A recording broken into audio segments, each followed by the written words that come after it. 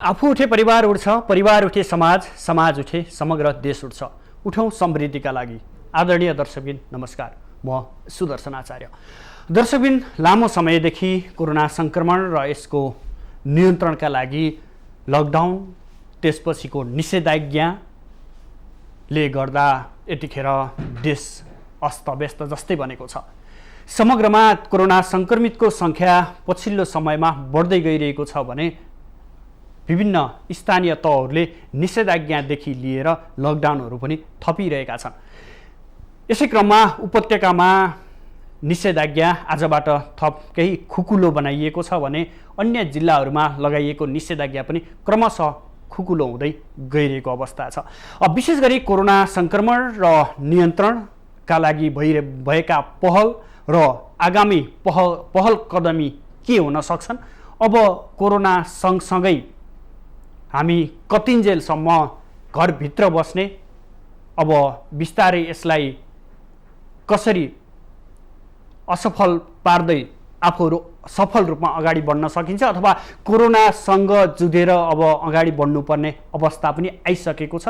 यो अवस्थामा चाहिँ हामी कसरी अगाडि बढ्दा राम्रो हुनसक्छ र अबका गतिविधिहरू के गर्न सकिन्छ यसको नियन्त्रणको लागि, र अब सधैँभरि लकडाउन र निषेधाज्ञा बाहेक यसका विकल्पहरू पनि केही हुन सक्छन् कि भन्ने विषय र प्रसङ्गमा आधारित रहेर आज हामी विभिन्न विज्ञहरूसँग र विभिन्न स्थानीय तह र हाम्रा सहकर्मीहरूसँग कुराकानी गरेर त्यहाँको अवस्था र त्यहाँका विभिन्न जनताहरूको आवाज कस्तो छ, के भन्छन् त, निषेधाज्ञा भएका स्थानीय ठाउँका जनताहरू के भन्छन् र कसरी व्यवस्थापन गर्नु अब उपयुक्त हुन्छ भन्ने विषयमा जोडिएर हामी कुराकानी गर्ने प्रयास गर्नेछौँ। पक्कै पनि दर्शकबिन, कोरोना सङ्क्रमणका कारण गत चैत्र 11 गतेदेखि करिबन 3 महिनाभन्दा लामो समयसम्म देशमा लकडाउन गरियो र लकडाउन खुकुलो भई सँगसँगै कोरोनाका सङ्क्रमण सङ्ख्या पनि बढ्दै गयो र सङ्क्रमित सङ्ख्या बढेका विभिन्न स्थानीय तहहरू विभिन्न जिल्लाहरूमा थप निषेधाज्ञा पनि जारी गरियो र निषेधाज्ञा पनि जारी भएका स्थानहरूमा कहीँ स्थानहरूमा 1 महिनाभन्दा बढी निषेधाज्ञा भइसकेको छ भने कुनै स्थानहरूमा त्योभन्दा कम समय निषेधाज्ञा भइरहेको छ। यद्यपि पछिल्लो केही दिन यता भने निषेधाज्ञा भएका स्थानहरूमा पनि यसलाई थप केही खुकुलो बनाउन थालिएको छ र त्यहाँको जनजीवन केही सहज हुन थालेको छ। यसैबीच काठमाडौँ उपत्यकामा पनि आजदेखि निषेधाज्ञालाई थप खुकुलो बनाइएको छ। सार्वजनिक यातायातहरू जोरबिजोर प्रणालीमा सञ्चालन भएका छ भने निश्चित मापदण्ड अपनाएर औद्योगिक क्षेत्रदेखि लिएर बजार व्यापार व्यवसाय र बजार पनि खुल्ला रहने भनेर बताइएको छ। त्यही अनुसार आजदेखि खुल्ला पनि रहिरहेको अवस्था छ। अब कोरोना सङ्क्रमण नियन्त्रणको लागि के गरिनुपर्छ र यो सँगसँगै अब हामी कसरी अगाडि बढ्ने र आफ्ना दैनिकीहरू, आफ्ना व्यापार व्यवसायहरू, समग्र देशको आर्थिक अवस्थाहरूलाई कसरी मजबुत पार्दै अगाडि बढ्न सकिन्छ भन्ने समग्र विषयवस्तुमा आधारित रहेर आज हामी विभिन्न विज्ञहरूसँग र स्थानीय जनप्रतिनिधि साथसाथै हाम्रा सहकर्मीहरूसँग जोडिएर कुराकानी गर्ने प्रयास गर्नेछौँ। दर्शकबिन, हामीहरू विभिन्न विज्ञहरूसँग जोडिनुभन्दा पहिला एउटा रिपोर्ट प्रस्तुत गर्दैछौँ। कोरोनामा गरिबी भन्ने एक रिपोर्ट प्रस्तुत गर्छौँ। त्यसपछि हामी विभिन्न विज्ञ र स्थानीय जनप्रतिनिधि र हाम्रा संवाददाताहरूसँग जोडिनेछौँ।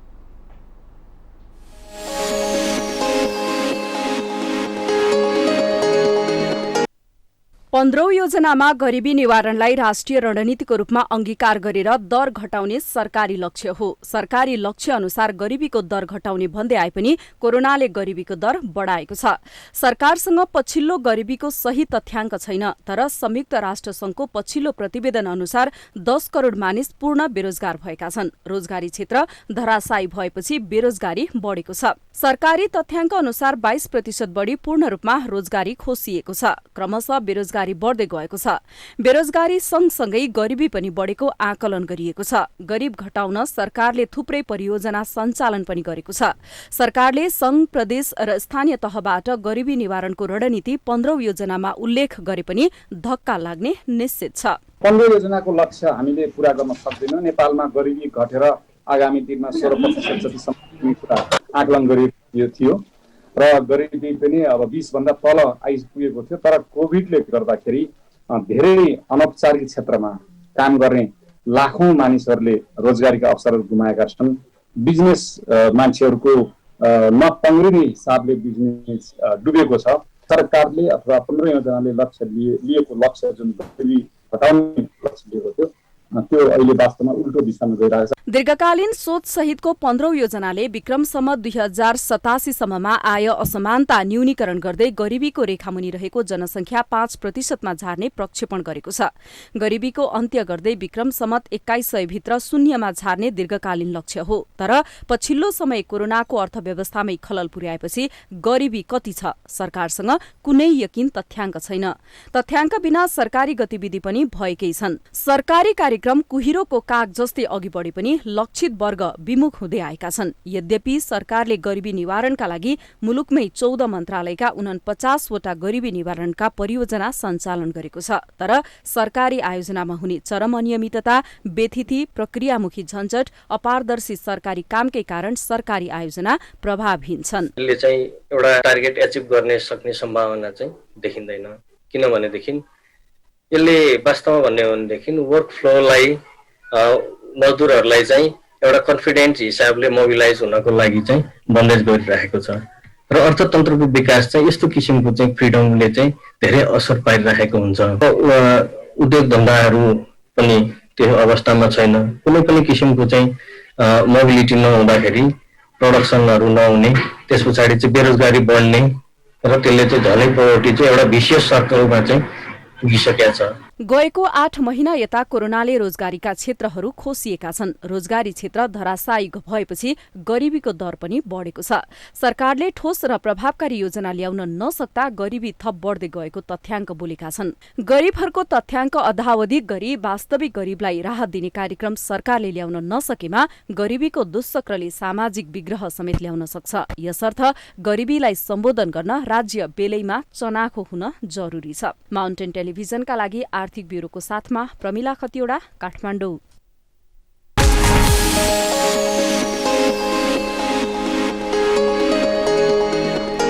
पक्कै पनि दर्शकबिन जसरी हामी रिपोर्ट प्रस्तुत गर्यौं, रिपोर्टमा भने जस्तै यसरी कोरोना संक्रमण लामो समयसम्म जारी रहँदा प्रायजसो दैनिक जीवनमा बिहान र बेलुका छाक टार्न कठिन हुने वर्गहरू, जो दैनिक ज्याला मजदुर गरेर खानुपर्ने वर्गहरू छ, त्यो वर्गहरू ज्यादै चपेटामा परिरहेको अवस्था छ। उनीहरूलाई दिनौँ जसो हातमुख जोड्न असहज अवस्था सिर्जना भइसकेको छ। अब यस्तो अवस्थामा अब हामी कसरी अगाडि बढ्ने र कोरोना सँगसँगै अबका दिनहरूमा के गरिनुपर्छ, स्थानीय तहको भूमिका के हुन सक्छ भन्ने विषयमा आधारित रहेर कुराकानी गर्ने प्रयास गरिरहेका छौँ। यतिखेर हामीसँग प्रत्यक्ष सम्पर्कमा राप्ती गाउँपालिका दाङका अध्यक्ष नुमानन्द सुवेदी जोडिनु भएको छ। त्यस्तै गरी हाम्रा सुर्खेत सहकर्मी विकास कुमार सेजवाल पनि हामीसँग प्रत्यक्ष जोडिनु भएको छ। दर्शकबिन हामी उहाँहरूसँग जोडिएर कुराकानी गर्ने प्रयास गरिरहेका छौँ। हामीसँग हुनुहुन्छ नुमानन्द सुवेदी, हुनुहुन्छ राप्ती गाउँपालिका अध्यक्ष दाङका अध्यक्ष हुनुहुन्छ। नुमानन्दजी, यहाँलाई स्वागत छ माउन्टेन टेलिभिजनमा। जसरी कोरोना संक्रमण र नियन्त्रणको लागि सरकारले निषेधाज्ञा जारी गर्यो, लकडाउन जारी गर्यो, हुँदै पनि कोरोनाका कारण यतिखेर आम जनताहरू मर्माहित भएका छन् अथवा आम जनताहरूले दैनिक जीवनयापन गर्न असहज अवस्था सिर्जना हुँदै गइरहेको अवस्था छ। अबको अवस्थामा के गरिनुपर्छ, स्थानीय तहको भूमिका के हुन सक्छ? हजुर यो कोरोना हजुर यो कोरोना संक्रमण नियन्त्रण गर्नको लागि सरकारले लकडाउन पनि जारी गर्यो, त्यसपछि विभिन्न स्थानहरूमा निषेधाज्ञा पनि भए, तर आम मानिसहरूको दैनिकी जीवन झन् कष्टकर बन्दै गयो। अबको रणनीति के हुन सक्छ र स्थानीय तहहरूले कसरी भूमिका खेल्न सक्छन्? दर्शकबिन हामी जोडिने प्रयास गरिरहेका थियौँ दाङको राप्ती गाउँपालिकाका अध्यक्ष नुमानन्द सुवेदीसँग जोडिएर समग्रमा स्थानीय तहहरूले अब कसरी भूमिका खेल्नुपर्छ र के गर्यो भने कोरोना संक्रमण सँगसँगै आगामी जीवनहरूलाई सहज गर्न सकिन्छ भन्ने विषय र प्रसङ्गमा आधारित रहेर उहाँसँग कुराकानी गर्ने प्रयास गरिरहेका छौँ। दर्शकबिन संक्रमण बढिरहेको छ। संक्रमण जब उच्च बिन्दुमा पुगिरहेको अवस्था छ, दैनिक जसो संक्रमणका दरहरू बढिरहेको अवस्थामा अब कसरी नियन्त्रण गर्न सकिने अवस्था छैन। विश्वमा नै यसको कुनै औषधिहरू पत्ता नलागिसकेको अवस्थामा नेपालमा पनि लकडाउन गरियो, निषेधाज्ञा गरियो यसको नियन्त्रणको लागि, तर यद्यपि संक्रमण दर भने बढ्दै गइरहेको अवस्थामा अब के गरिनुपर्छ र विशेष गरी स्थानीय तहहरूको भूमिका के हुन सक्छ भन्ने विषयमा आधारित रहेर हामी जोडिने प्रयास गरिरहेका छौँ। सुवेदीज्यू, जसरी जस्तो तपाईँले बताइरहनु भएको छ कि सङ्क्रमण दर नियन्त्रण गर्न सुरुमा असहज अवस्था भयो भन्ने कुराहरू गरिरहनु भएको छ। अहिले पछिल्लो दिनमा झन् सङ्क्रमितको सङ्ख्या बढिरहेको अवस्थामा तपाईँको स्थानीय तहले के कस्ता कामहरू गरिरहेको छ? हाम्रो स्थानीय तहमा अहिलेसम्म पनि अब सबै चिजबाट हटाएर सबै मान्छेहरूलाई क्वारेन्टाइनबाट उनीहरूलाई चाहिँ अनि स्वाब कलेक्सन गरेर आइसोलेसन पठाएर पनि अहिलेसम्म पनि एउटा क्वारेन्टाइन राखिराखेका छौँ हामीले। अनि गएर कोही मान्छे बाहिरबाट आयो सङ्क्रमित भयो देखियो भनेपछि उनीहरूलाई राख्ने एउटा आइसोलेसन चाहिँ देवघरीका 4वटा पालिकाहरूको यो राप्ती टेक्निकल प्राविधिक शिक्षालयमा आइसोलेसन स्थापना गरेका छौँ हामीले। यहाँ हाम्रा सुरक्षा कर्मी र स्वास्थ्य कर्मीहरूको ड्युटी रहन्छ। हामी पनि रेखदेखको अवस्थामा छौँ। हजुर, सकेसम्म बाहिरबाट आउने साथीहरू यस आउने हिसाब किताबले हामीले अगाडि बढाइरहेका छौँ। र पनि यो लकडाउन भयो अनि पछि गएर फेरि अब निषेधाज्ञा नै सिल गरियो, निषेधाज्ञा नै जारी भयो। यो हुने बेला यहाँका श्रमजीवी कामदारहरू, अध्यक्ष अध्यक्ष कामदार र सबै व्यापारी व्यवसायीहरू अलिकन आतंकित के भने अब आर्थिक को अवस्था एकदम साह्रै न्यून भएको मान्छेहरूले जीवन निर्वाह गर्न कष्टकरमय जिन्दगी हुन लागेको पैसा कोले आर्थिकले चाहिँ धेरै अप्ठ्यारो पारेको हुनाले अहिले अप्ठ्यारो परिस्थिति भएको छ। र फेरि अलिकन चाहिँ त्यो निषेधाज्ञालाई संशोधन गरेर फेरि अब केही समय चाहिँ नि व्यापार व्यवसायहरू सञ्चालन गर्न दिने र अलिकन चाहिँ अब के अरे समय चाहिँ गाडी पनि चल्न दिने, जोर बिजोरको सङ्ख्याबाट यसरी चल्न दिने भन्ने कुराकानी भएर अहिले अलि विशेष जस्तो छ। र यसलाई सधैँभरि बन्दाबन्दी गराएर साह्रै अप्ठ्यारो पर्दो रहेछ। किनभने अब हामी भन्छौँ एकातिर बाहिर विदेशबाट आएको मान्छेहरू समाजमा आयो भनेर समाजहरू एक प्रकारको मान्छेहरू चिच्याउँछन्, अर्कोतिर अर्को मान्छेले के भन्छ भने यसरी बन्द गराएर कहिलेसम्म हामी चल्न सक्छौँ र हामी कसरी व्यवहार गर्ने हो भन्नेतिर गइरहेका छन्। त्यसले गर्दाखेरि अत्यन्त अन्यलको विषय र हामीहरूलाई अब यो दैनिकी चलाउन श्रमजीवी व्यक्तिहरूको लागि अलि अप्ठ्यारो पनि भएको छ। जुन बेला राहत दिन नपर्ने बेला थियो त्यो बेला राहत बाँड्ने भयो। अहिले चाहिँ अब यो परिस्थिति हुँदैछ। त्यसकारण अबको अगाडि बढ्ने बेला समय सापेक्ष अलिकन चाहिँ बन्द व्यापारहरू ठुलो र आवतजावत गर्ने, टाढाबाट आवतजावत गर्नेमा अलिकन बन्देज लगाएर भए पनि र समाजमा सबभन्दा जनचेतना हो। अहिलेको जनचेतनाको बारेमा पनि मान्छेहरूले जति चेतना जगाए पनि नहुने रहेछ भन्ने कुरातिर लागिराखेको जस्तो लाग्छ मलाई। हजुर, र मान्छेहरूले अब यो कोरोना भने के हो र, कोरोना केही पनि होइन, कोरोनाले हामीलाई केही पनि गर्दैन भन्ने पनि छन्। एकातिर मान्छेहरू मरेका पनि छन्।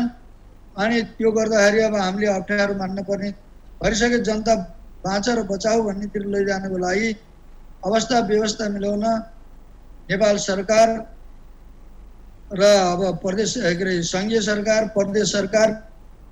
दर्शकबिन, हामी राप्ती गाउँपालिका अध्यक्ष नुमानन्द सुवेदीसँग जोडिएर त्यहाँको अवस्था के छ र समग्र अब स्थानीय तहले के कस्तो भूमिका खेल्न सक्छन्, अब कोरोना सँगसँगै हामी कसरी अगाडि बढ्न सक्छौँ, स्थानीय तहहरूमा चाहिँ के भूमिका खेल्न सक्यो भने स्थानीय तहमा रहेका व्यक्तिहरू अथवा त्यहाँका जनताहरूलाई थप राहत मिल्न सक्छ र आगामी दिनमा चाहिँ कसरी अगाडि बढ्न सकिन्छ भन्ने विषयमा आधारित रहेर कुराकानी गर्ने प्रयास गरिरहेका छौँ। दर्शकबिन, अब हामी हाम्रा सुर्खेत सहकर्मी विवश कुमार सेजवालसँग जोडिन चाहन्छौँ। समग्र कर्णाली प्रदेशका जनताहरूको अवस्था के छ र त्यहाँका जनप्रतिनिधिहरू, त्यहाँका प्रदेश सरकारहरू के भन्छन् त? अब कोरोना सङ्क्रमण र यसको निराकरण सँगसँगै अब आगामी दिनमा कस्ता किसिमका रणनीतिहरू तय बनाउन तल्लिन्छन् भन्ने विषयमा आधारित रहेर हामी कुराकानी गर्ने प्रयास गर्नेछौँ। अब समग्र कर्णाली प्रदेशको प्रतिनिधित्व गर्दै तपाईँले बताइदिनुहोस् कि त्यहाँका जनप्रतिनिधिहरूले अब कसरी अगाडि बढ्ने योजनाहरू बनाइरहेका छन्, त्यहाँका जनताको भावना के छ? सुदर्शनजी, कर्णाली प्रदेशमा विशेष गरेर अहिले पछिल्लो समयमा कोरोना भाइरस कोभिड-19 रोकथामका लागि कर्णाली प्रदेश सरकार र स्थानीय तहका सरकारहरूले गरेको प्रयासलाई पछिल्लो समयमा हेर्ने हो भने करिब उनीहरू असाध्यै स्थानीय सरकार र प्रदेश सरकारलाई रात दिन खटेर लागि परेको देखिन्छ। तर यसको परिणाममा आउँदाखेरि के देखिन्छ भने कर्णाली प्रदेश सरकार र स्थानीय सरकारहरूले जुन प्रयास गरेका थिए ती प्रयासहरूलाई सार्थक बनाउनमा कर्णाली प्रदेशमा धेरै ठुलो चुनौतीको रूपमा खडा भएको हामीले रिपोर्टिङ गर्ने क्रममा हामीले यो देखेका छौँ। त्यसो भएको हुनाले जो पछिल्लो समयमा जसरी कोरोना भाइरस रोकथामका लागि कर्णाली प्रदेश सरकार स्थानीय सरकारले आफ्ना जुन प्रयासहरू अगाडि बढाएका थिए ती प्रयासहरूलाई सार्थक बनाउनको लागि कतिपय समुदायबाटका हेलचक्राइ र कतिपय सरकारका कमी कमजोरी र कतिपय स्थानीय सरकार स्तरमा भएका कमी कमजोरीले गर्दाखेरि कोरोना भाइरस कोभिड-19 कर्णाली प्रदेशमा समुदाय स्तरमा व्यापक ढङ्गले फैलिन सक्ने सम्भावना एकातिर छ भने र केही ठाउँमा फैलिसकेको अवस्था छ।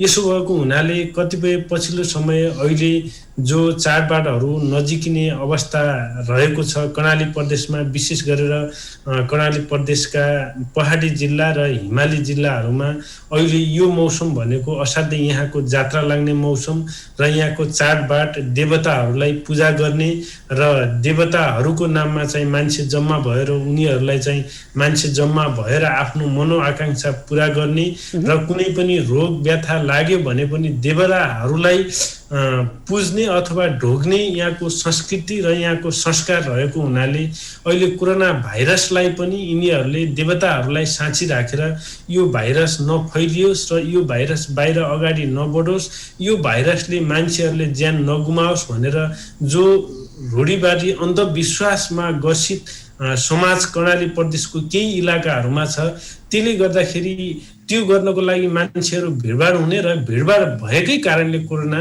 असाध्यै समुदाय स्तरमा फैलिएर महामारीको रूपमा लिने सम्भावना हामीले प्रबल देखेका छौँ। सुदर्शनजी, विवासी तपाईँले त्यहाँको समग्रताको बारेमा बताइरहँदाखेरि कर्णाली प्रदेशका केही जिल्लाहरूमा पनि सदियौँदेखि खाद्यान्नको अभाव हुँदै आएको जिल्लाहरू पनि छ।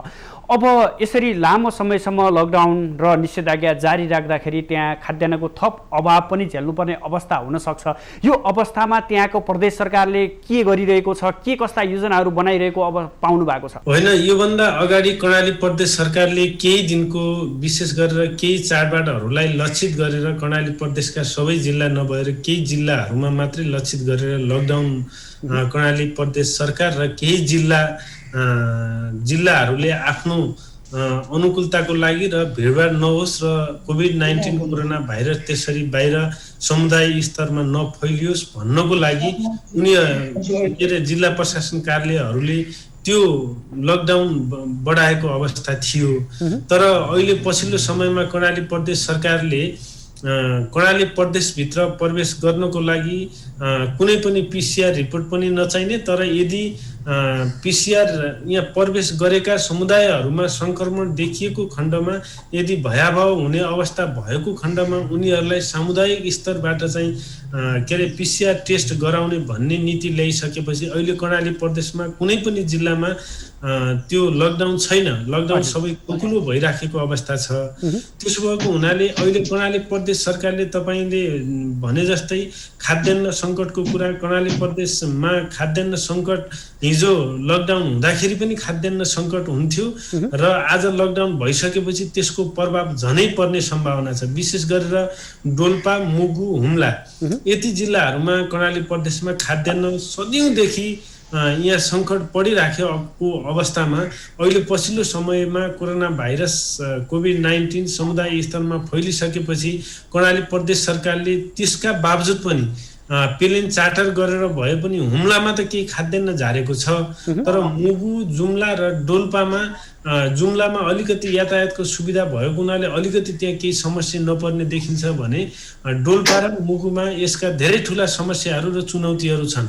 यसको लागि भर्खरै पनि कर्णाली प्रदेश सरकारले अहिले पछिल्लो समयमा त झन् खाद्यान्न सङ्कट कोरोना भाइरस कोभिड-19 का कारणले मात्रै होइन कि कर्णाली प्रदेश मा पछिल्लो समयमा भएका बाढी पहिरो, विशेष गरेर बाढी पहिरोबाट पीडित भएका र बाढी पहिरोका कारणले विस्थापित भएका नागरिकहरूका लागि पनि खाद्यान्न व्यवस्थापन गर्नुपर्ने अवस्था भएको हुनाले यहाँ यसले झन जटिल समस्या पैदा गरेको छ। यद्यपि कर्णाली प्रदेश सरकारका मुख्यमन्त्री महेन्द्रबहादुर साई र कर्णाली प्रदेश सरकार समग्र ढङ्गले यसमा हामी चिन्तित छौँ र नागरिकहरूलाई हामी भोकै मर्न दिँदैनौँ। विशेष गरेर अरू केही तत्कालको लागि सेवा गर्न नसके पनि आम नागरिकहरूलाई, बाढीबाट पीडित नागरिकहरूका लागि हामी खान, बस्न र लाउनको चाहिँ कर्णाली प्रदेश सरकारले व्यवस्थापन गर्छ र बाढीबाट पीडित भएका नागरिकहरूका लागि पनि कर्णाली प्रदेश सरकारले घर लगाइदिने घोषणा गरिसकेको अवस्थामा यसले गर्दाखेरि विशेष गरेर खाद्यान्न सङ्कट सँगै अरू सङ्कट पनि निम्तिएको कर्णाली प्रदेशमा छ। यद्यपि तर जो यहाँका नागरिकहरूले पाउनुपर्ने सुविधा हो, माथि सङ्घबाट पहल गर्नुपर्ने जुन सुविधाहरू हुन् ती सुविधाहरू यहाँ नहुँदाखेरि यहाँको प्रदेश सरकार, यहाँका नागरिक, यहाँको स्थानीय सरकारले हामी कहाँ चाहिँ गुनासो गरिराखेका छन्। विभाजी, यस्तो हुँदै गर्दा निजी क्षेत्र विशेष गरी व्यापारी उद्योगीहरूको भनाइ के रहेको छ? अब समग्र आर्थिक क्षेत्र नै डामाडोल भइरहेको अवस्थामा त्यहाँका व्यापारी उद्योगीहरूको धारणा के छ? अब कसरी अगाडि बढ्नुपर्ने भन्ने किसिमको आवाजहरू उठ्न थालेका छन् त्यहाँ। अब कर्णाली प्रदेशमा पछिल्लो समयमा व्यापारी उद्योगीहरू विशेष गरेर सबैभन्दा यो के अरे नेपालकै कर्णाली प्रदेशमा उद्योग कल कारखानाहरू धेरै नभएको प्रदेशमा कर्णाली प्रदेश पर्दछ। तर कर्णाली प्रदेशका उद्योगहरू र कल कारखानाहरू तर अन्य प्रदेशमा चाहिँ यिनी कर्णाली प्रदेशका उद्योगी व्यवसायीहरूले सञ्चालन गर्दै आइरहेका छन्। यसले गर्दाखेरि कर्णाली प्रदेश पछिल्लो समयमा खुकुलो भए पनि अन्य प्रदेशमा चाहिँ लकडाउन केही स्थानमा जारी भएको हुनाले त्यहाँको लकडाउनले गर्दाखेरि कर्णाली प्रदेशमा चाहिँ मार परेको छ, एउटा कुरा। दोस्रो कुरा, यहाँको व्यापारिक क्षेत्र अहिले जसरी हिजोका दिनसम्म जसरी बन्द भइराखेको थियो, अहिले पछिल्लो समयमा कर्णाली प्रदेशमा सुदर्शनजी बैंकका कर्मचारी, मन्त्रालयका कर्मचारी, अदालतका कर्मचारी, अस्पतालका डाक्टर, समुदाय स्तरका आम नागरिकहरू सबैलाई अहिले कोरोना सङ्क्रमण दिन प्रतिदिन यहाँ बढिराखेको छ, प्लस चाहिँ भइराखेको छ। कोरोना कन्ट्रोल हुने भन्दा पनि हिजो त कोरोना भित्रिएको मात्रै थियो, फैलिएको थिएन। कर्णाली प्रदेश सरकारको निष्कर्ष पनि यही थियो। अहिले अब कर्णाली प्रदेशमा कोरोना के अरे प्रवेश गरेको छैन तर फैलिराखेको छ। फैलिराखेको कोरोना सङ्क्रमणलाई कसरी रोक्न सकिन्छ भन्ने विषयमा कर्णाली प्रदेश सरकार र सम्बन्धित स्थानीय तहहरू त लागिराखेकै अवस्था छ। यसले गर्दाखेरि यो व्यापारिक क्षेत्रमा पनि धेरै ठुलो मार पारेको हुनाले अहिले बजार क्षेत्रमा यहाँका व्यापारीहरूले, ठुल्ठुला उद्योग वाणिज्य सिंहहरूले अहिले कम्तीमा सरकारले हामीलाई अरू केही गर्न नसके पनि अहिले जो बैंकहरूबाट लिएका ऋण हुन् ती ऋण तिर्नको लागि केही महिनासम्म ऋण हामी ब्याजसहित तिर्छौँ। तर केही समयसम्मका लागि सरकारको पहलमा चाहिँ हामीलाई सहुलियत गरिदिन पाए हुन्थ्यो भन्ने यहाँका व्यापारीहरूको एउटा आशय, एउटा यो छ। अब व्यापारीहरू मात्रै तहस नहस भएका छैनन् कि यहाँका विद्यालयहरू पनि छन्। अहिले निजी विद्यालयहरूका सङ्घ संस्थाहरूले अहिले हिजो अस्ति भर्खर मात्रै कर्णाली प्रदेश सरकारका सामाजिक विकास मन्त्री दल रावललाई स्कुलको चाबी हस्तान्तरण गरे। हामीले सबैभन्दा अब यहाँका कर्मचारीहरूलाई, स्कुलका रहेका कर्मचारीहरूलाई, शिक्षकहरूलाई त्यही फीबाट नै हामीले तलब वृद्धि गर्ने र उनीहरूको जीविकोपार्जन पनि त्यही फीबाटै चलाउने भएको हुनाले अहिले हामी यत्रो वर्षसम्म, यत्रो महिनासम्म हामी ठप्प भइसक्यौँ। हामीले गर्न सक्ने अवस्था केही छैन भनेर समग्र चारैतिरबाट चिन्ता र चासोको विषय यहाँ प्रस्तुत गरेका छन्। अब यो उहाँहरूले चिन्ताको विषय प्रस्तुत गरे पनि अब सरकारले यसमा हामीहरू पहल गर्दैछौँ र यसको नियन्त्रणको लागि हामी लागिराखेकै छौँ भनेर सरकारले पनि आफ्नो तदारुकता देखाएकै छ।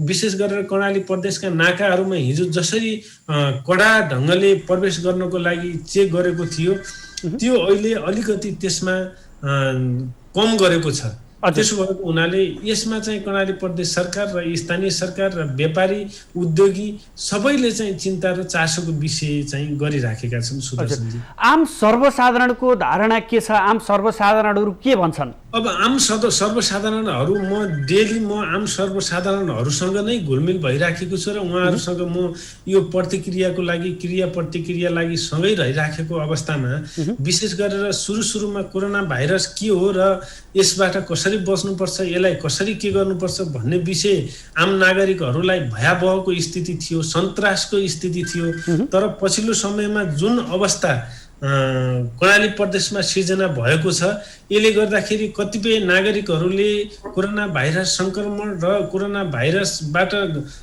संक्रमित व्यक्तिहरूको अनुभव र कोरोना भाइरसबाट संक्रमित स्वास्थ्यकर्मीहरूको अनुभवले पनि के देखाएको छ भने कोरोना भाइरस भनेको सामान्य रुगाखोकी रहेछ। यो रुगाखोकीलाई चाहिँ के अरे सामान्य मजाले पचाउन सकिने अवस्था पनि हुँदो रहेछ भन्ने एउटा ढङ्गको बुझाइ छ। र विशेष गरेर पहाडी इलाकाहरूमा जो कर्णाली प्रदेश तल्लो भेग अलिक कम बसोबास मान्छेहरूको कम बसोबास हुन्छ, विशेष गरेर माथिल्लो भेगमा अलिकति मान्छेहरूको प्रदेशका भौगोलिक दृष्टिकोणका हिसाबले असाध्यै ठुलो र नागरिक बसाइसराईका हिसाबले जनसङ्ख्याका हिसाबले असाध्यै साँगुरो प्रदेश भएको हुनाले पनि माथिल्लो भूभागमा अलि मान्छेहरूको भिडभाड बढी र मान्छेहरूको बसोबास गर्ने स्थान बढी भएको हुनाले यिनीहरूको धर्म कर्म रीतिरिवाज लवज कला संस्कृति सबै मिल्ने भएको हुनाले आम नागरिकहरूको के छ भने अब कोरोना संक्रमण कोरोना भनेको यस्तै हो, यहाँबाट चाहिँ तर्सित हुनु हुँदैन र हामीले दैनिक गर्ने कामहरू हामीले पनि गरिराखेकै छौँ। विशेष गरेर कोरोना रोकथामका लागि मेडिकल उपचार अथवा मेडिकल मार्फत मेडिकलले तय गरेका मापदण्डहरूलाई नियम अवलम्बन गरेर अगाडि बढ्ने भन्दा पनि यहाँको चाहिँ रीति संस्कृतिले चाहिँ जितिराखेको अवस्थामा यसले गर्दाखेरि यहाँका नागरिकहरूलाई बुझाउन अलिकति समस्या भएको छ। अस्ति भर्खरै पनि कालीकोटको केही स्थानमा ठुलो जात्रा भएको छ। कालीकोट भनेको कालीकोट र सुर्खेत रोडले टच भएको ठाउँ हो। डोल्पामा असाध्यै ठुलो जात्रा जो जिल्लाभरिकै ठुलो हुने जात्रा हो, त्यो जात्रा पनि त्यहाँ डोल्पामा सम्पन्न भएको छ भनेपछि नागरिकहरूलाई यसलाई बुझाउन सरकारी तौरबाट चाहिँ सूचना प्रवाहका लागि अलिकति केही कमी भएको हो कि भन्ने चाहिँ अनुमान गर्न सकिन्छ। सुदर्शनजी हुन्छ, विवशी त्यहाँ कर्णाली प्रदेशको समग्र अवस्थाबारे र त्यहाँको सरकारले गरेका गतिविधिहरूबारे समग्र जानकारी गराइदिनु भयो, यसको लागि धन्यवाद। हस् सुदर्शनजी, धन्यवाद। दर्शकबिन हामीसँग हुनुहुन्थ्यो हाम्रा सुर्खेत सहकर्मी विवश कुमार सेजवाल हुनुहुन्थ्यो। उहाँले समग्रमा कर्णाली प्रदेशमा कोरोना संक्रमण र यसको अवस्था के छ र त्यहाँका सरकार, स्थानीय सरकार, प्रदेश सरकारले के कस्ता भूमिका निर्वाह गरिसकेका छन् र अब समाधानतर्फ के हुन सक्छ र कसरी अगाडि बढ्न सक्छन् भन्ने समग्र त्यहाँको अवस्थाबारे हामीलाई जानकारी गराउनु भयो। दर्शकबिन हामी जोडिरहेका थियौँ हाम्रा राप्ती गाउँपालिकाका प्रमुख नुमानन्द सुवेदीसँग जोडिएर कुराकानी गरिरहेका थियौँ। नुमानन्दजी हामीलाई सुन्दै हुनुहुन्छ? हजुर हजुर हजुर, हामी प्रसङ्ग कुरा गर्दै थियौँ त्यहाँका स्थानीयहरू जुन कोरोना संक्रमण पछि पछिल्लो अवस्थामा कसरी अगाडि बढिरहेका छन् र स्थानीय तहको अथवा गाउँपालिकाको भूमिका के छ भन्ने कुराहरूमा कुरा गर्दै गर्दा अब के हुन सक्छ र अब कसरी स्थानीय तहहरूले भूमिका बनाएर अगाडि बढ्न सक्छन् जहाँबाट स्थानीय स्तरका जनताको आय आर्जनका बाटाहरू पनि खोल्न सकुन्, दैनिक गतिविधिहरू पनि सहज हुन सकोस्। हामी अहिले पछिल्लो गतिविधिमा के गरिरहेका छौँ भने बाहिरबाट आउने, विदेशबाट वा भारतबाट आउने नागरिकहरूलाई क्वारेन्टाइन अझै पनि हामीले एउटा यो गाउँपालिका स्तरीय एउटा क्वारेन्टाइन राखेका छौँ र उनीहरूलाई सङ्क्रमित भयो भने स्वाब कलेक्सन गरेर पठाएर पोजिटिभ भयो भने आइसोलेसनमा लग्ने गरेका छौँ, नेगेटिभलाई हामी घर पठाउने गरेका छौँ र समुदायमा हामीले सरसफाइ र सामाजिक दूरी सम्बन्धी कुरा हामी बेला बेलामा सचेत गर्ने गरेका छौँ र हामी हेर्दै गर्दा अबको अवस्थामा यसरी बन्दाबन्दी गरेर काम चल्दैन भन्ने हिसाब किताबले अलिक ठुलो तरिकाबाट श्रमजीवीहरूलाई काम गर्न दिने हजुर र उद्योग धन्दाहरू पनि अलिअलि चलाउने र बाँचेर बचाउको भावनातिर जानुपर्छ। उनीहरूलाई चेतनाको जागरण गराएर सामाजिक दूरी राखेर यसरी गर्नुपर्छ र हामी जहिले पनि सचेत रहनुपर्छ भन्ने कुरातिर हामी उनीहरूलाई प्रशिक्षण दिँदै र काम गर्ने वातावरण बनाउनुपर्छ भन्नेतिर लागेका छौँ र विकास निर्माणका कामहरू पनि अब यो जनता बाँच बचाउको लागि अब जनताहरूलाई काम गर्न दिएन भने अब केबाट गर्ने, अब कोरोनालाई छुट्याएको पैसा पनि सिद्धिसक्यो, अब निर्माणका कामहरू पनि गर्न दिएन भने अब उनीहरूलाई चाहिँ बचाउने उपाय पनि हुन्न। त्यस कारण अब हामीहरू विकास निर्माणतिर पनि सनै अगाडि बढ्ने र व्यापार व्यवसायहरू पनि अलिक ठुलो गराउने र खाद्यान्न लगायत अरू उद्योगका गाडीहरू पनि सामान्यतया चल्न दिने र जोर बिजोरको प्रणालीबाट यात्रु यातायातको व्यवस्थापन पनि आउजाउ गर्नेको व्यवस्था मिलाउन हजुर सुवेदीज्यू तपाईँले भन्नुभयो कि त्यहाँनिर जुन राहतको कुराहरू थियो हामीले बाँडिसक्यौँ भन्नुभयो। अब झन् यसरी लम्बिँदै जाँदा दैनिक जीवन यापन गर्नेहरू जो गरिखाने वर्गहरू छ तिनीहरू झन् असहज अवस्थामा पुगिसकेको अवस्था छ। यसलाई कसरी सम्बोधन गर्दै हुनुहुन्छ तपाईँहरू?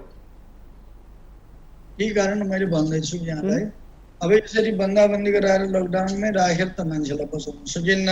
हजुर, दैनिकी दिएर गर्ने कुराकानी भन्दा पनि हामीले प्रधानमन्त्री स्वरोजगार र मुख्यमन्त्री ग्रामीण विकासका कार्यक्रमहरू साथै अब गाउँपालिकाबाट पनि केही चाहिँ बजेट छुट्टाएर र रोजगार दिनको लागि अब यो व्यवस्थापन मिलाएर भए पनि अब रोजगारको रूपमा दिनुपर्छ। बसेरै खान दियो भने मान्छेलाई पुर्याउन सकिन्न। यतातिर पनि हुँदै गर्ने, अर्कातिर चाहिँ उनीहरूको ज्यान बाँच्ने र दैनिकी जीवन निर्वाह हुने हिसाब किताबहरू मिलाउनु पर्छ भन्ने सोचमा आइरहेको छ। हजुर, हुन्छ सुवेदीज्यू, यहाँको महत्त्वपूर्ण समय र संवादका लागि धेरै धेरै धन्यवाद। हजुर, यहाँलाई पनि धन्यवाद। अब मेरा केही कुराहरू जनता समक्ष प्रस्तुत गर्न दिनुभएकोमा यहाँलाई पनि म धेरै धेरै धन्यवाद। दर्शकबिन हामीसँग हुनुहुन्थ्यो दाङको राप्ती गाउँपालिकाका अध्यक्ष नुमानन्द जोशी हुनुहुन्थ्यो। उहाँले अब लामो समयसम्म यसरी बस्न सकिँदैन, जसले गर्दा आफ्नो स्थानीय तहले विभिन्न क्रियाकलापहरू गर्दै गइरहेको, जस्तो दैनिक रूपमा त्यहाँ भइरहेका गतिविधिहरूलाई पनि केही सामान्य बनाउँदै गइरहेको, विकास निर्माणका कार्यहरू पनि थप अगाडि बढाउने र साथसाथै दैनिक जीवनहरू टार्न कठिन हुने व्यक्तिहरूलाई जो बिहान बेलुका छाक टार्नको लागि दैनिकी काम गर्नुपर्ने हुन्छ त्यो वर्गको लागि विभिन्न किसिमका योजनाहरू छन्। ती योजनाहरूमा काम लगाएर भए पनि त्यहाँबाट केही स्रोतहरू जुटाइदिने र उहाँहरूको दैनिकी थप सहज बनाउने र साथसाथै त्यहाँका व्यवसायहरू पनि बिस्तारै खोल्दै जाने र यसले चाहिँ थप त्यहाँका स्थानीयहरूलाई सहज हुने र त्यही अनुसार आफूहरू सामान्य अवस्थामा फर्किन लागेको भन्ने कुराहरू जानकारी गराउनु भयो। दर्शकबिन, यही समयमा कोरोना बिमा पनि गरिएको छ। कोरोना बिमा गर्नेहरूको यतिखेर सङ्ख्या पनि बढिरहेको अवस्था छ। सरकारले कोरोना सङ्क्रमण र यसको यति सङ्क्रमण भइहाल्यो भने एउटा बिमा कोष मार्फत यसको समाधान गर्न सकिन्छ कि भन्ने हिसाबले कोरोना बिमा पनि गरेको छ र कोरोना बिमा गर्नेहरूको सङ्ख्या पनि बढिरहेको छ। यस सम्बन्धी एक रिपोर्ट प्रस्तुत गर्नेछौँ, त्यसपछि हामी पुनः जोडिनेछौँ।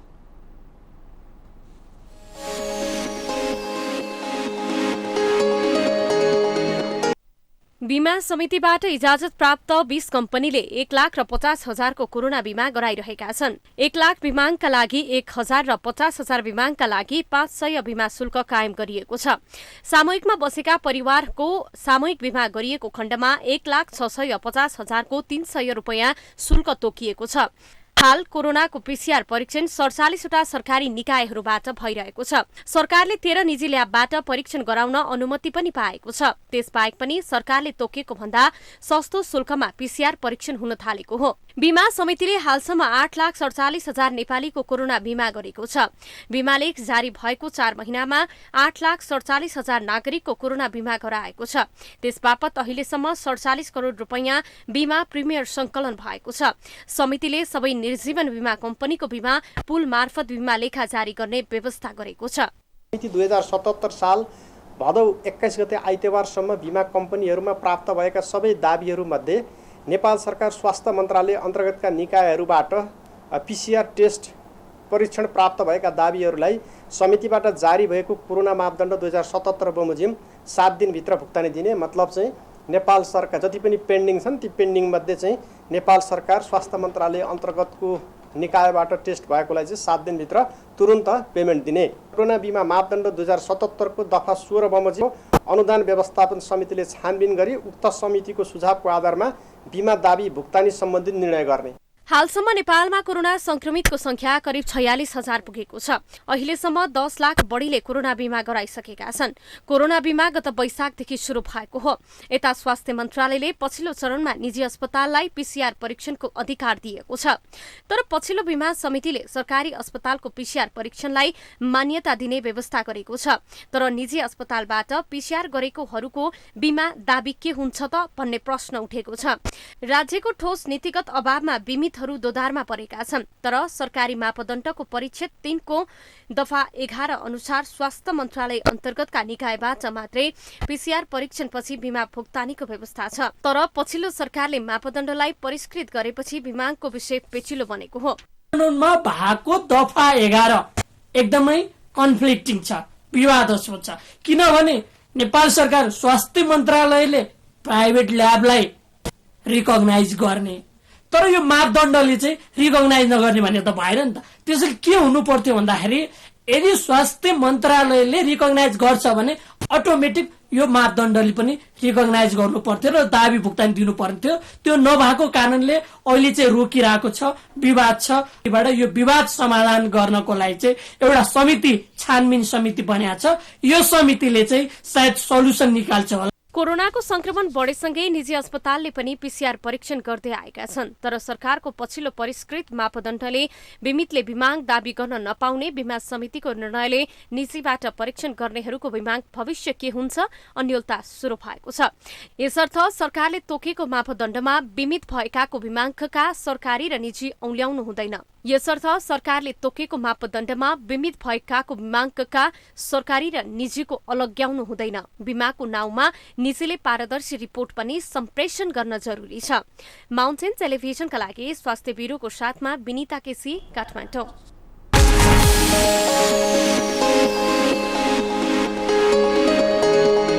जसरी पछिल्लो समय समुदाय स्तरमै कोरोना संक्रमण दर बढिरहेको अवस्था छ, स्वास्थ्य मन्त्रालयले दैनिक जसो सयौंको संख्यामा संक्रमितको तथ्याङ्कहरू बताइरहँदा समग्र देशको अवस्था नै यतिखेर कोरोनामय बनिरहेको छ र यसबाट अब हामी कसरी अगाडि बढ्ने, कोरोना सँगसँगै आफ्ना दैनिकीहरूलाई कसरी सहज गर्ने, व्यापार व्यवसाय उद्योग कल कारखानाहरू कसरी अगाडि बढाउन सकिन्छ र अब यसलाई यसबाट माथि उठ्नको लागि के गरिनुपर्छ भन्ने समग्र विषयवस्तुमा आधारित रहेर हामी विभिन्न जिल्लाका सहकर्मी र स्थानीय तहका प्रमुखहरूसँग जोडिएर कुराकानी गर्ने प्रयास गरिरहेका छौँ। दर्शकबिन अब हामी रामेछापतर्फ लाग्न चाहन्छौँ, जहाँबाट हाम्रा सहकर्मी नमराज श्रेष्ठ प्रत्यक्ष रूपमा जोडिनु भएको छ। नमराजी।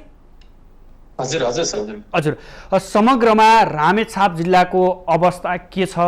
त्यहाँ निषेधाज्ञा छ या छैन र अबका दिनहरूमा त्यहाँका स्थानीय सरकारले के गरिरहेका छन् यसको नियन्त्रणको लागि र आगामी तयारी कस्तो किसिमको छ? रामेछाप जिल्लामा अहिलेको अवस्था भन्नुपर्दाखेरि रामेछाप जिल्लाबाटै स्वाब सङ्कलन गरी परीक्षणका लागि पठाइएका 49 जनामा कोरोना संक्रमण पुष्टि भइसकेको अवस्था छ र यसमध्ये 37 जना कोरोना मुक्त भएर डिस्चार्ज भइसकेका छन्।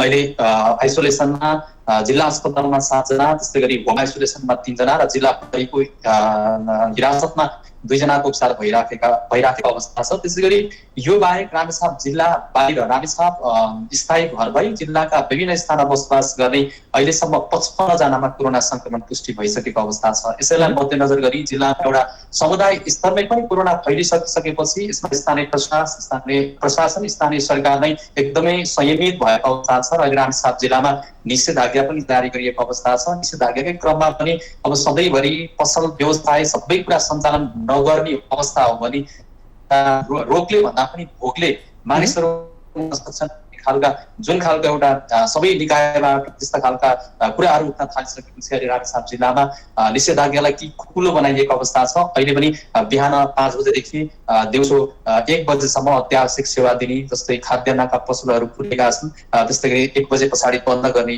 रहेको छ। बैंक वित्तीय संस्थाहरू पनि त्यो समयमा एकदमै थोरै कर्मचारी राखेर सञ्चालन गर्ने भन्ने खालको एउटा प्रशासनको निर्णय, स्थानीय प्रशासनको निर्णय अनुसार त्यो भइराखेको अवस्था छ। यसको लागि रामेछाप जिल्लाको 2 नगरपालिका र 6 वटा गाउँपालिका नै निकै संयमित भएर अहिले गाउँपालिका स्तरमै एउटा कोरोना विशेष अस्पतालहरू सञ्चालन गर्नका लागि यति बेला धमाधम स्थानीय सरकारले चाहिँ अस्पताल सञ्चालनका लागि काहीँ व्यवस्था गरिसकेको अवस्था छ र काहीँ चाहिँ भौतिक संरचनालाई थप गर्ने कुराहरू पनि भइरहेको अवस्था छ। यसको सवालमा हेर्दा रामेछाप जिल्लामा अहिले स्थानीय सरकार, स्थानीय जिल्ला प्रशासन कोरोना नियन्त्रण र यो कोरोनालाई कसरी चाहिँ कम गर्न सकिन्छ र कम गरे सँगसँगै योबाट जोखिमताबाट बसेर चाहिँ व्यवसायहरू कसरी सञ्चालन गर्न सकिन्छ र पहिलाको अवस्थामा फर्काउनलाई के उपायहरू अवलम्बन गर्न सकिन्छ भन्नेमा गम्भीर भएको देख्न सकिन्छ।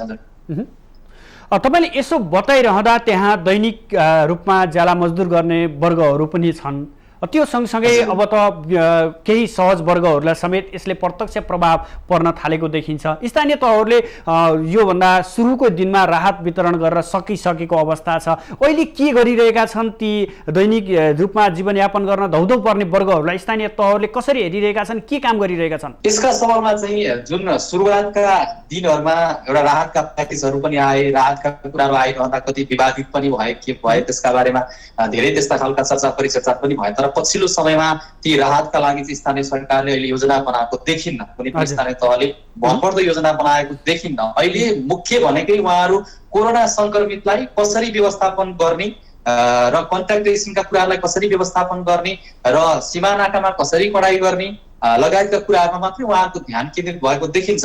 हुन त उहाँहरूले योजना बनाइरहनु भएको होला, यो राहतका प्याकेजहरू कसरी के गर्ने भन्ने बारेमा पनि आफ्नो जनताप्रति उहाँहरू उत्तरदायी पनि बनाउनु भएको होला।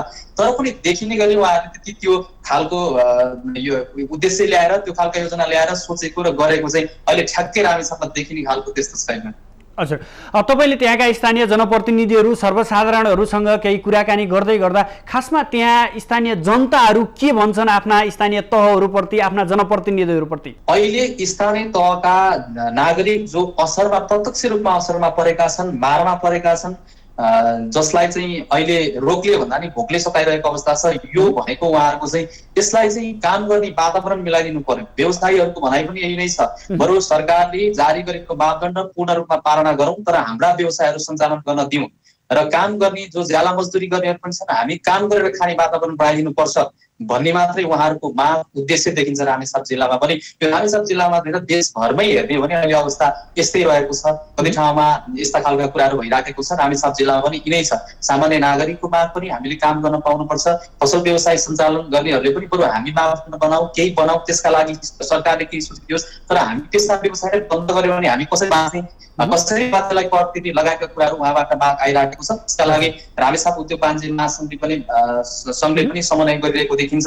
यहाँका अरू स्थानीय संस्थाहरूले पनि त्यसको लागि सहयोग गरेको देखिन्छ र नागरिक समाजको पनि ती आवाजहरू लिएर स्थानीय प्रशासन, स्थानीय सरकारसँग चाहिँ समन्वयको प्रभावकारी बनाउँदै लगिरहेको अवस्था छ र यसलाई चाहिँ यही अनुसारले चाहिँ कसरी अब सोचाइ भने कि पछिल्लो समयमा चाहिँ मापदण्ड पूर्ण रूपमा पालना गर्ने, त्यो सँगसँगै अलिकति जुन बजार व्यवस्थापनका लागि चाहिँ भिडभाड हुन नदिएर काम सञ्चालन गर्ने, एउटा रोग सँगसँगै यो संक्रमण सँगसँगै आफ्नो जीवन पनि चलाउनु पर्छ भन्ने खालको उद्देश्य चाहिँ सोचाइ सबैमा भएको देखिन्छ। हजुर, हुन्छ नमराज्यू, त्यहाँको समग्र अवस्था र स्थानीय तहको भूमिका बारे जानकारी गराउनु भयो, यसको लागि धन्यवाद। दर्शकबिन हामीसँग हुनुहुन्थ्यो हाम्रा रामेछाप सहकर्मी नमराज श्रेष्ठ हुनुहुन्थ्यो। उहाँले समग्रमा रामेछाप जिल्लामा सङ्क्रमणपछि के कस्ता उपायहरू अवलम्बन गरिएको छ, स्थानीय तहहरूले के कस्तो भूमिका खेलिरहेका छन्, त्यहाँका जनप्रतिनिधिहरू के भन्छन्, उद्योगी व्यवसायहरू के भन्छन् र स्थानीय जनताको आवाज कस्तो किसिमको छ र अब कसरी अगाडि बढ्नुपर्ने छ भन्ने विषयमा त्यहाँको पछिल्लो अवस्थाबारे हामीलाई जानकारी गराउनु भयो। दर्शकबिन सङ्क्रमण दर फैलिरहेको छ, अहिले पछिल्लो समय त परिवारमा भित्र पनि सङ्क्रमण बढिरहेको छ अथवा समुदाय स्तरमै सङ्क्रमण फैलिसकेपछि स्थिति झन् भयावह बन्दै गइरहेको अवस्था छ। यस सम्बन्धी हामी एक रिपोर्ट प्रस्तुत गर्नेछौँ र सँगसँगै विश्राम पनि लिनेछौँ।